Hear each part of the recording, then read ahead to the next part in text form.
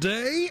All right, we've just received some audio direct from the Neshoba County Fair. Tell us who this is, Rhino. This is Commissioner DeKeither Stamps, right? Oh, we got Caleb Sailors on the phone. Me, Gerard. I see it. Yeah, you're over there at the fair, right, Caleb?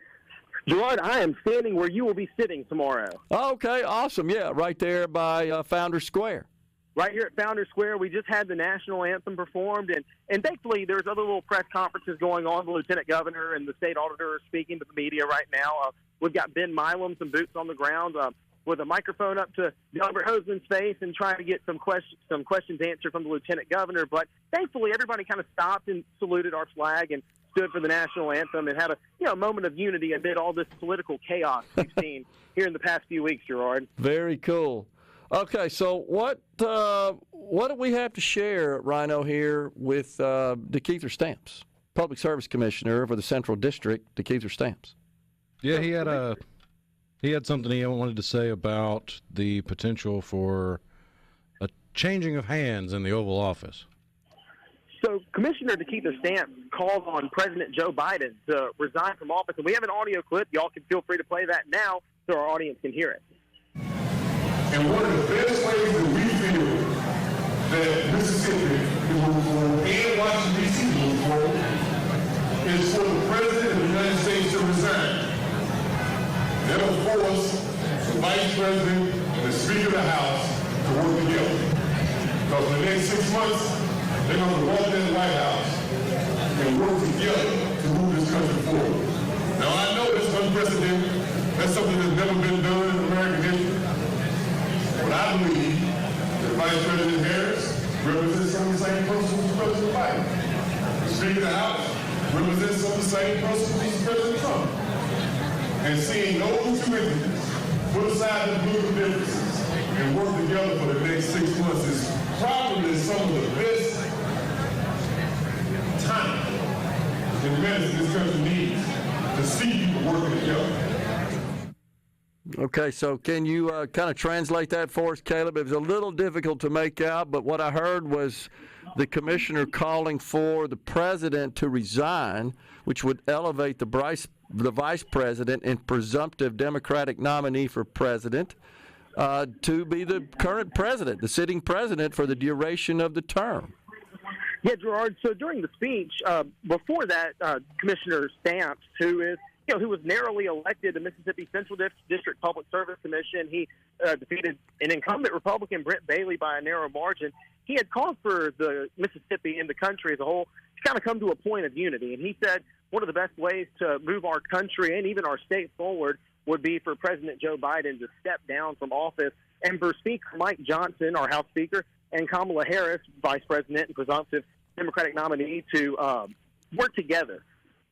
For our nation to work together, for Democrats and Republicans alike to kind of promote unity and come together as a country rather than, spewing all this division that we've seen. And before that, he even referenced the assassination attempt on former President Donald Trump and called that a sickening moment and something that really stood out to him as a wake-up call for America to put away some of this hate and division and unite. And he believes that the President of the United States, who recently withdrew his candidacy from the election, stepped down from his post, will be a step in that right direction.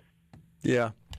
Well, that's interesting, but you have to wonder if there's something, I guess, in the background of this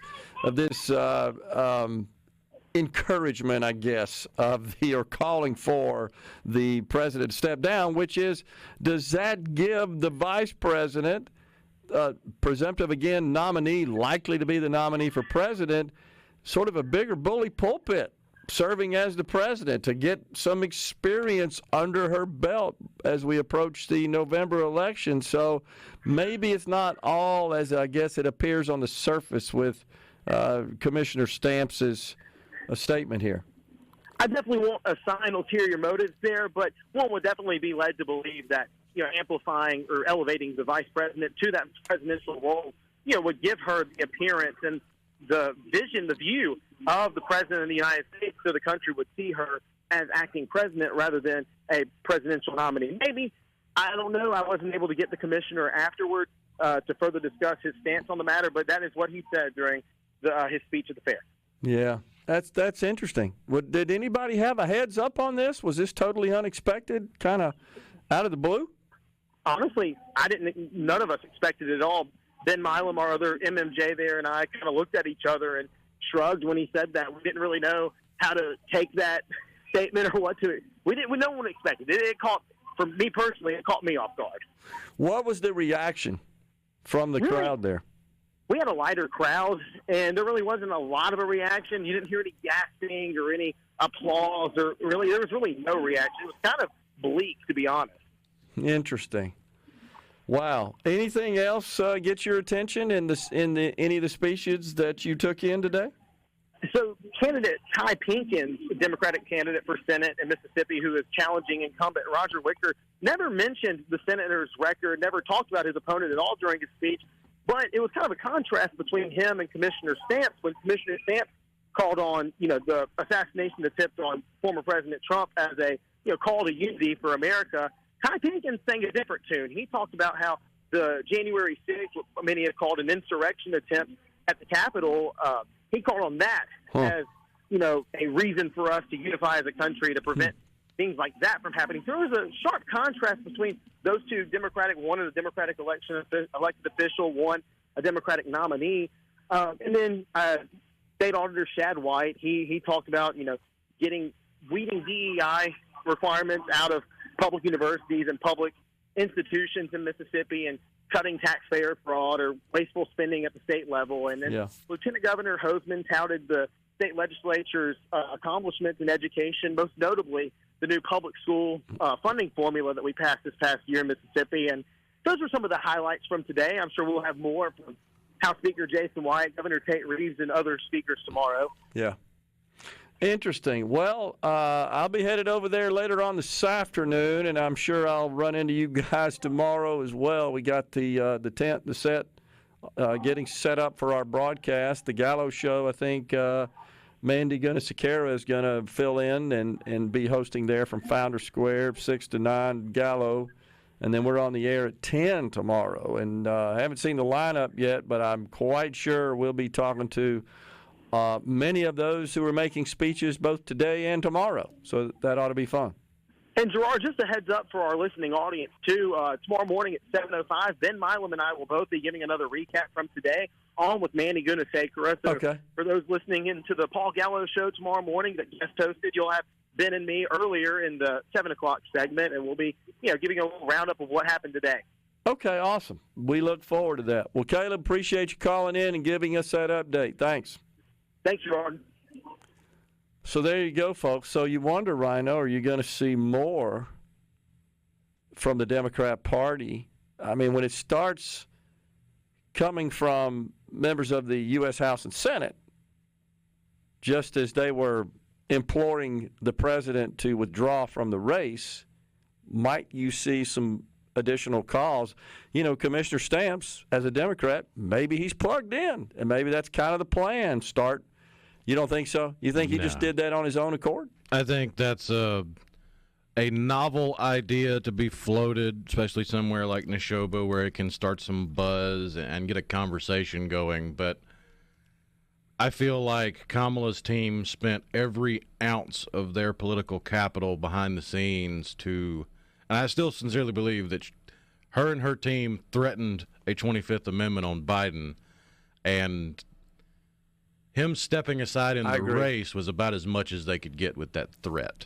They're not going to get him to resign, especially since he hasn't pardoned Hunter yet. He's not going anywhere. I think you're right about that. Does it feel – I agree with you, though. I think at the end of the day he was threatened with the 25th Amendment, which would have to start. Does it feel a little dirty with the VP who then steps in and becomes essentially, by all accounts, the nominee? That just feels a little corrupt, a little dirty. But what are you going to do? I mean, it is threatening to use something that was built into the system of governance to protect the country from someone losing their faculties and not being able to lead, and it's being used as a political patty cake to hopefully change the minds of voters and rise in the polls. Yeah. They don't really agree. give a rat's rear end about the country. No, I They think just want the power. I think that's completely right, totally right. Just in this particular case, given that it would have to start with the vice president in accordance with our law. In this case, this vice president's just waiting in the wings to become the nominee and replace essentially the president who they would be removing as the candidate. Really weird. We're coming right back with more in the Element Wealth Studio.